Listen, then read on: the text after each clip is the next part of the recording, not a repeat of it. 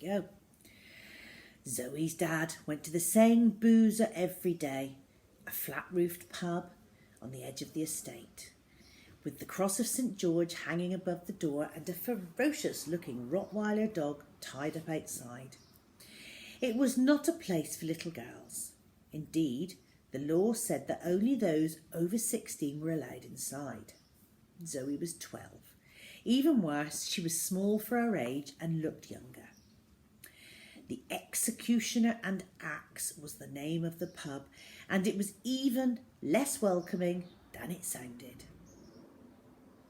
Carefully stepping around the Rottweiler outside, Zoe peered in through the cracked window of the pub. She saw a man who looked like her dad sitting alone, slumped over a table, a half-full pint in his hand. He must have simply fallen asleep in the pub. She banged on the cracked windows, but he didn't budge. Zoe knocked harder this time, but Dad did not rise from his slumber. Now Zoe had no choice but to break the law and go in. She took a deep breath, stood up on her tiptoes to make herself look a bit taller, though there was zero chance that anyone would think she was old enough to be in there. As the door swung open, several fat, bald blokes wearing England football shirts looked round and then down to Zoe's height. The pub was barely a place for women, let alone girls. "Get out of here!" shouted the ruddy-faced landlord. He also had a bald head, framed by some wisps of hair at the side and a ponytail. There was a tattoo on his head said West Ham. Actually, it didn't. It said Ma Tsu. He'd done it himself backwards in front of a mirror. "No," said Zoe, "I need to get my dad." "I don't care," barked the landlord. "Out! Out of my pub!" "If you chuck me out, I will report you to the police for allowing underage drinkers in here." "What the blazes do you mean? Oh!" Zoe took a sip of an old toothless man's pint from a nearby table. "Me," she said triumphantly, before the disgusting taste of the alcohol permeated her tongue and she felt more than a little sick. The ruddy-faced man with the ponytail was evidently quite befuddled by this logic, and he fell silently for a moment. Zoe approached her dad's table. "Dad! Dad!" she shouted. "What's going on? What's going on?" he said, waking up with a start. Zoe smiled at him. "Zoe, what on earth are you doing here? Don't tell me your mum sent you." "She's not my mum, and no, she didn't." "So why are you here?" "I need your help." "With what?" Zoe took a deep breath. "There's a man in a warehouse on the edge of town who, if we don't stop him right now, is about to turn my pet rat into a burger." Dad looked entirely unconvinced and pulled a face suggesting his daughter had gone a bit loopy. "Pet rat? Zoe? Burgers?" "Zoe, please." Dad rolled his eyes. "You're pulling my leg." Zoe looked into her father's eyes and said, "Have I ever lied to you?" "Well, this is important, Dad. Think, have I ever lied to you?" Dad thought for a moment. "Well, you did say I would find another job." "And you will, Dad, trust me. You just have to never give up." "I have given up," said Dad sadly. Zoe looked at her father, so beaten by life. "You don't have to.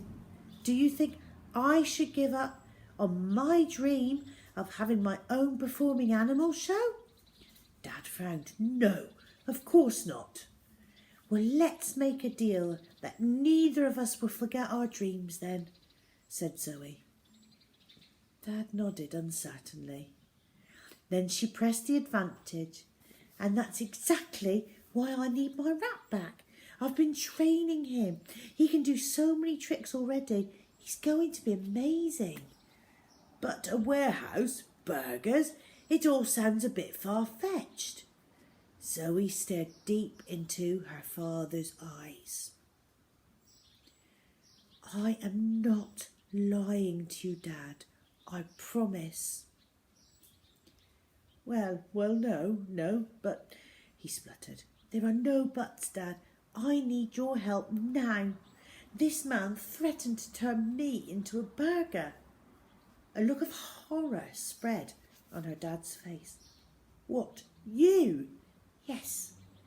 Not just the rats? No. My little girl into a burger? Zoe nodded slowly.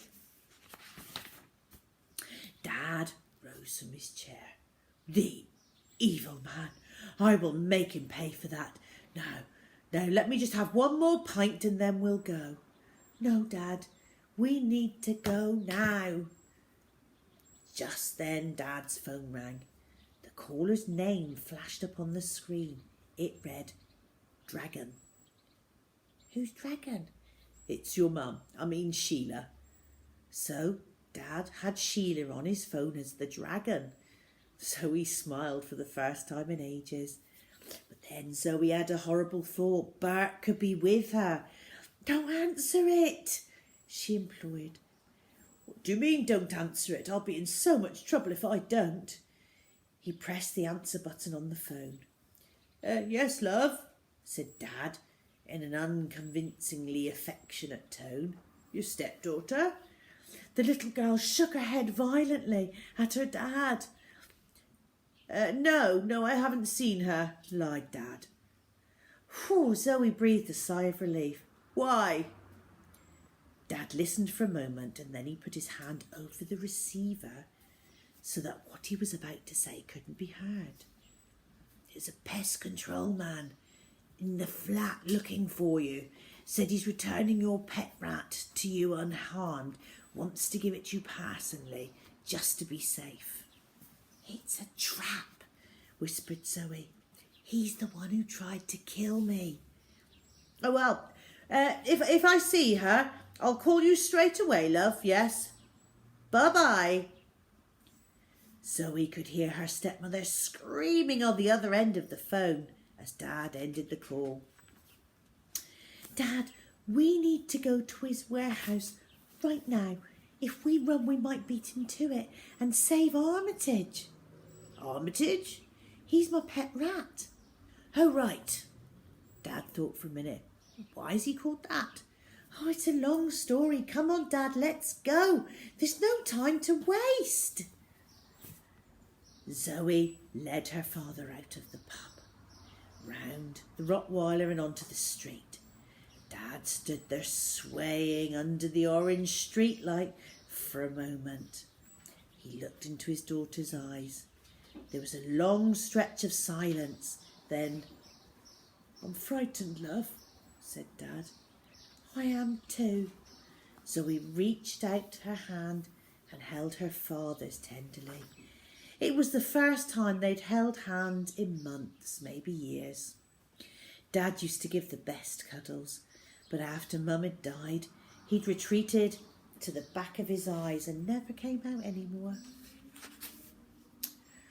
But we can do this together, said Zoe. I know we can. Dad looked down at his daughter's hand, so small in his, and a tear formed in his eyes. Zoe smiled supportively at her dad. Come on, she said. Soon they were running through the lit streets, the intervals of dark and light going faster and faster and faster. So, this nutter makes rats out of burgers. His dad said breathlessly. No, Dad, the other way round. Oh, yes, of course, sorry. And he has this enormous warehouse on the industrial estate, on the outskirts of town, panted Zoe, tugging her dad along by his hand. That's where I used to work, in the ice cream factory, exclaimed Dad. It's miles away. It's not. I used to take a shortcut when I was late. We need to just cut through here. Follow me. Dad took his daughter by the hand and led her through a hole in the fence. Zoe couldn't help but smile at the excitement of it all, and then her excitement faded a bit when she realised they were entering a rubbish dump. Soon Dad was knee-deep and Zoe waist-deep, wading through trash. Zoe stumbled, so Dad lifted his daughter up and put her on his shoulders like he used to do when she was very little. His hands held her legs tightly. Together they made their way through the sea of bin bags, and soon the warehouses were in sight, a titanic graveyard of empty buildings bathed in the harshest light. That's the one I used to work at, said Dad, pointing to one of the warehouses. A beaten old sign on the road, on the side, read the Delicious Ice Cream Company. Company? Asked Zoe. Someone's taken the pea, replied Dad, and they both chuckled. Gosh, it's been years since I've been down there.